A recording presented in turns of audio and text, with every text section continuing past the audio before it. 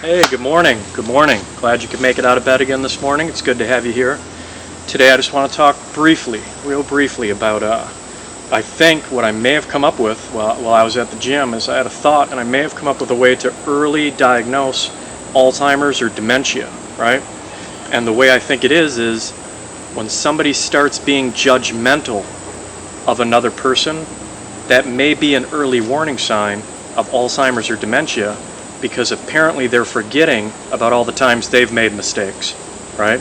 That's a pretty big thing to forget, so that may be a warning sign that they have some neurological issues happening.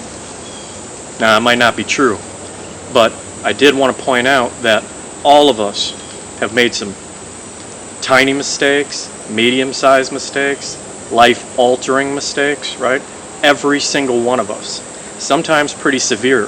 Sometimes we suffer from the consequences of those mistakes long after we make them, and sometimes the world likes to ensure that we suffer long after we make them, okay?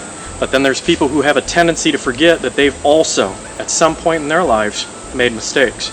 And those people tend to be the loudest banging hammer judges on the bench that want to pass judgment on all the people around them when they see them, suffering the consequences of their mistakes. Maybe they were a drug addict, and now they're maybe trying to climb their way out of that, but the world wants to constantly down them for that mistake that put them in that position, instead of extending a hand when they see somebody who's actually now trying to get back to the surface and at least just have a shot at life, right? They could just have a shot, but the world wants to deny that, right? The same world that has made their own mistakes, right? The alcoholic, same thing. A lot of people, they say, well, look, they put themselves in that position, let them struggle their way out. Now, there's truth to that. There's strength in enduring and persevering.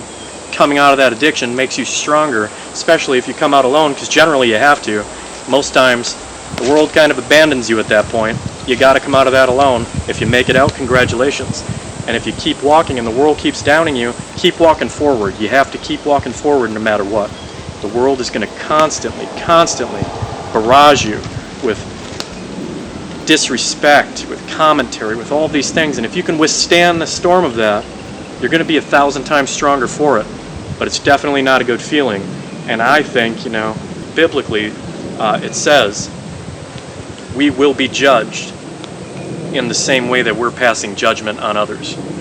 So I think it's in our best interest to maybe sometimes reflect that we've also made some mistakes, right? And maybe limit our judgment passing on others, right? So that we can thrive, survive, and continue to strive in our own lives without being reduced futuristically by the judgment we're so quick to hold others to, right? That's not our job. God is there for that. I don't remember God giving anyone a call asking for any assistance in the judgment category of things, right? So let's kind of withhold that. Let's work on that.